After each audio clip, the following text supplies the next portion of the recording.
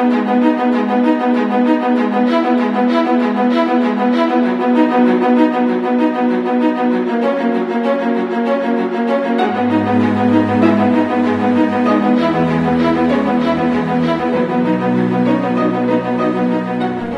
of our modern way of life are these vehicles that we use for transportation. For these to run, burning fuel is necessary that results in the emission of carbon dioxide. At home, we use these appliances every day.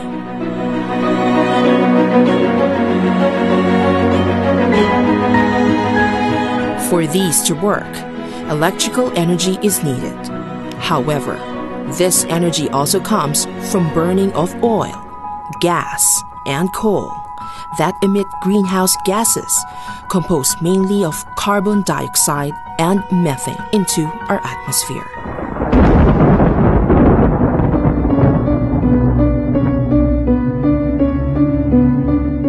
Using these appliances excessively means wasting excessive amounts of energy, which therefore causes emission of large amount of greenhouse gases, more than our planet can handle.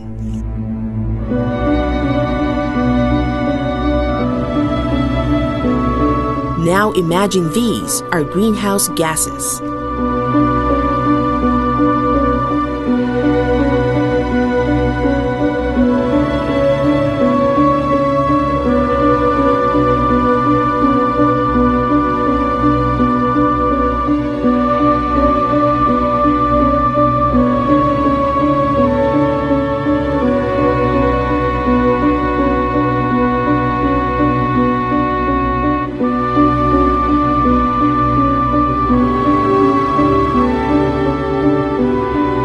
With the right quantity, the carbon dioxide and other greenhouse gases are necessary in trapping heat from the sun to keep us warm.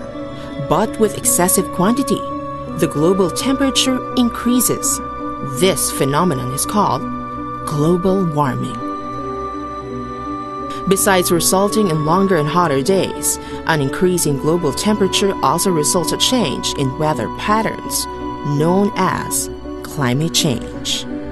As global warming continues, scientists agree that the world is moving towards a dangerous tipping point of climate change in 2050. Currently, the level of greenhouse gases trapped in the atmosphere is 372 parts per million. Scientists report that if a 450 parts per million level is reached, the world would reach that tipping point. When this happens, many parts of the world would be submerged underwater, as mountain glaciers melt and drain into the oceans. Super cyclones would be more frequent. Long droughts would result in the desertification of many places. Climate-related diseases would spread globally. More famine would happen, as agriculture would be severely affected. In the Philippines, it was observed that there was an average increase of temperature of 0.57 degrees Celsius from 1971 to 2000. If the tipping point of irreversible climate change is reached, as predicted in 2050, a 7-meter rise in sea levels will drastically reduce the land areas of islands in our country. Moreover, as the sea temperature rises because of global warming, more and more intense cyclones enter our country. In December 2011, Typhoon Sendong took more than 1,000 lives in northern Mindanao. Climate change is a global issue. Countries convened and agreed to reduce their greenhouse gas emissions. Unfortunately, all talks and negotiations attempting to address climate change served futile. The Philippines, as a developing country, is vulnerable to the impacts of climate change. A recent Climate Change Vulnerability Index, released by the global risks advisory firm Maplecroft, ranked 16 countries out of 170 as extremely vulnerable to climate change. Of the 16, the Philippines is ranked 6th. Recognizing the archipelago's vulnerability to its potential dangerous consequences, in 2009, the Climate Change Commission was formed through Republic Act 9729, whose main function is to coordinate, monitor, and evaluate the government's programs to prevent and reduce the adverse impacts of climate change in the country. The Commission formulated the National Framework Strategy on Climate Change, or NFSCC, which was adopted in April 2010. It was then that multi-sectoral consultations were held to create the National Climate Change Action Plan. The ultimate goal of NCCAP is to build the adaptive capacities of women and men in their communities, increase the resilience of vulnerable sectors and natural ecosystems to climate change, and optimize mitigation opportunities towards gender-responsive and rights-based sustainable development.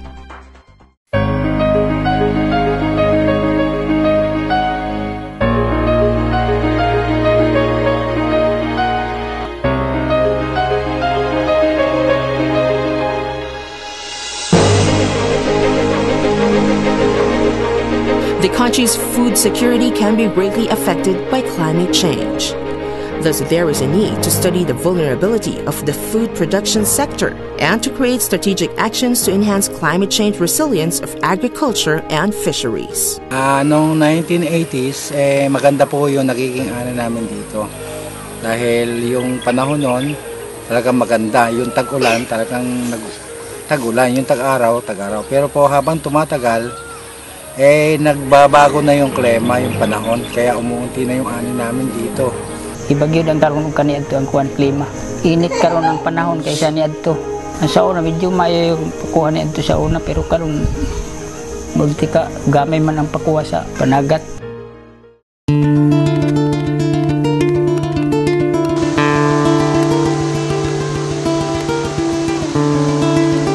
Because climate change can also affect water supply, there is a need for a comprehensive review and subsequent restructuring of the entire water sector governance, considering the effect of climate change.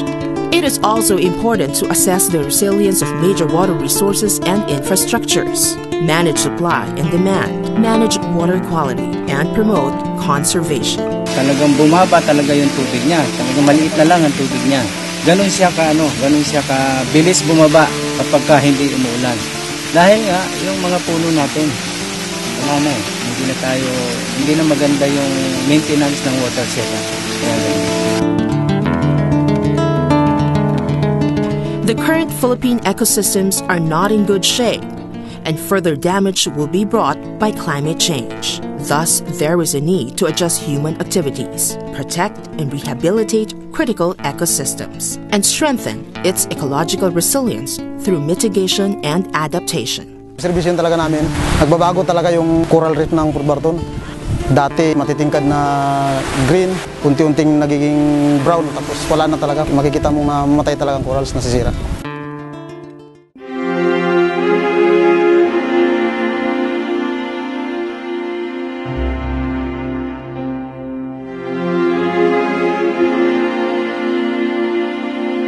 The recent tragedies brought by climate change should be a wake-up call to everybody. National and local government agencies should create strategic actions that give importance to coordinated efforts on disaster risk reduction and climate change adaptation to minimize the threats to human security.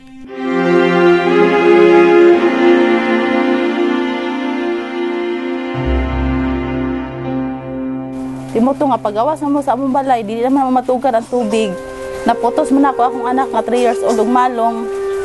Moto nga pagawas na mo sa among balay, nakagakos pa mi og lubi. Ako wala na ko kabalo kung asan akong mama, akong papa ug maigsuon. Kabulaag naman mi.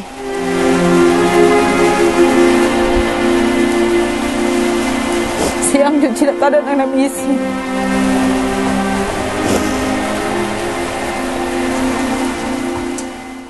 There is also a need to promote climate-smart industries or business sectors that provide products and services aimed at utilizing resources more efficiently to lower their gas emissions. Because the issue of climate change is mainly brought by human activities that use energy, there is a fervent need to promote utilization and development of sustainable and renewable energy, promote environmentally sustainable transport, and climate-proofing and rehabilitation of energy systems infrastructures. Climate change is a complex issue It is important to have enough knowledge and holistic understanding of its causes and impacts, especially at the local and sectoral levels, and to have appropriate capacity to address the issue of climate change.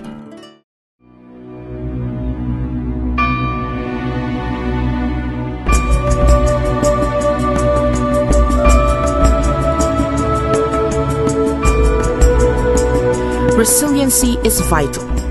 A resilient nation has resilient communities. Change Commission's Ecotown framework is an ecosystem-based approach in building the resiliency of local communities. The municipality of Del Carmen in Siargao serves as a pilot area in implementing the Ecotown project. Various government institutions, including people's organizations and non-government organizations, participated and talked on how to increase the adaptive capacity of the community.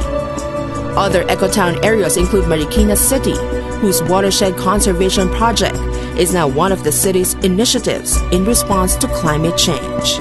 Other ecotowns include San Vicente, Palawan, Borongan, Eastern Samar, and Batanes. It is convenient to put misfortunes as natural, but when nature is interfered with, they become fundamentally man-made.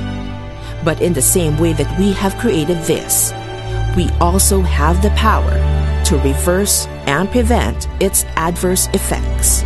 We ultimately hold the future in our hands. All efforts are not just for ourselves. It is to save our children and even the children of our children.